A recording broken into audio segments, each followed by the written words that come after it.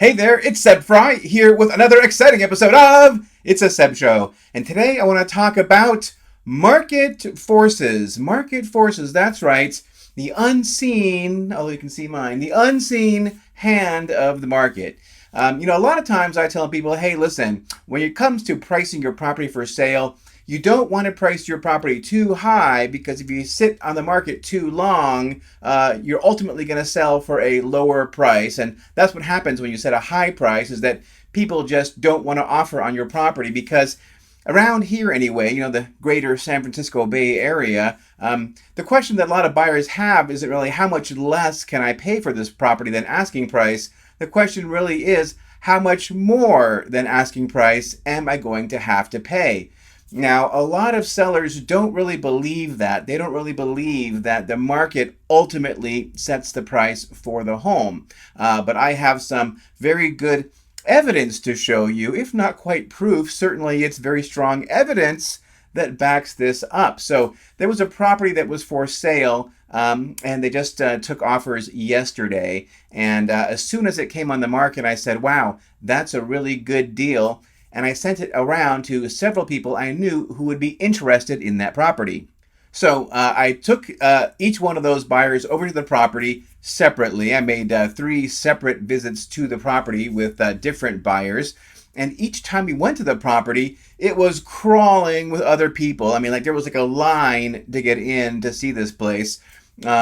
Before they took offers, I asked the listing agent, said, hey, how's it going? How many showings have you had? And, right now it's still during the COVID pandemic. And so everybody needs an appointment to see the property. And so I said, how many showings have you had? And he said, we've had over 100 showings, and showings were 15 minutes long, and there were, it had already been about maybe 5 days or whatever. So they're racking up 20 showings or whatever per day on this place. And so I said, okay, well, thank you very much. And for each of those 3 people that I showed it to, I said, listen, I really don't think that there's any point in really going after this property because it's going to sell for way over asking price and they're going to get a lot of offers. And I said, they're going to get at least 20 offers on this place, right? So, when there's 20 offers, there's going to be 19 broken hearts. Only one person, there can be only one person is actually going to get the property. And so I dissuaded all 3 of my clients from offering on the property because I thought it's just going to be a waste of time. I mean, you're going to have to come in way over asking price. And so this morning I texted the listing agent because, again, yesterday was offer review date. And I said, hey, how many offers did you end up getting on the property? And he said, I got 31 offers and 13 were all cash. And I put that little exchange on Facebook and said, hey, here's a snapshot of where the market is at today.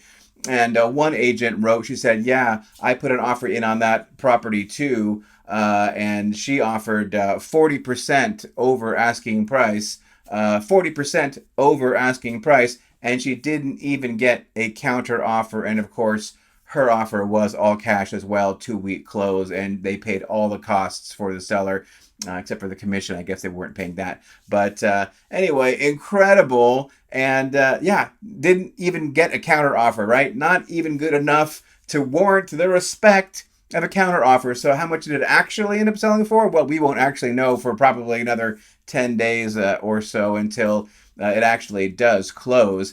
But my point is that really the market is a very real thing. And, you don't have to worry about underpricing your property. If you underprice your property, the market is going to tell you. Now, if you ask me, that was priced too low. I don't think that you want to get 31 offers, 13 all cash. It's just a lot of work, right? It creates just a lot of extra work for the listing agent and a lot of extra work even for the seller just looking through all those offers because, all those offers do have to be presented, right? It's a lot of noise. And I would have thought that they could have done, they could have priced it a couple of $100,000 higher and cut down the number of offers they would have got because, that's just way too many offers. And, I get it. They didn't know how much it was going to sell for, but from the get-go, I'm sure they knew it was pretty low price they were asking for it. So listen, when you are going to go sell your home, here's my advice.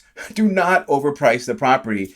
Set it at something a little tiny bit less than fair market value. And you know what? If it's a lot less than fair market value, here's the good news. The market's going to tell you, and the property will get bid up, especially in a hot market, but really in any kind of market. Back in 2008, back during the mortgage meltdown, I was selling a lot of properties, listing a lot of homes for sale, and they got multiple offers routinely because the sellers were highly motivated and they were pricing their properties at a point where they knew they would sell quickly. And don't think that selling quickly means selling for a lower price. Actually, the opposite is true. The longer it takes to sell the home, the lower the price is going to be. So it's always in your to your best advantage as a seller to get that home sold very quickly. And one way you can do that is by pricing it on the low side, and you'll be rewarded with multiple offers because the market knows the value much better even than any a realtor, any appraiser, or any homeowner, that's for sure. All right, that's it for this episode of It's a Seb Show. But hey, listen, don't worry. Okay, it's okay. Don't freak out.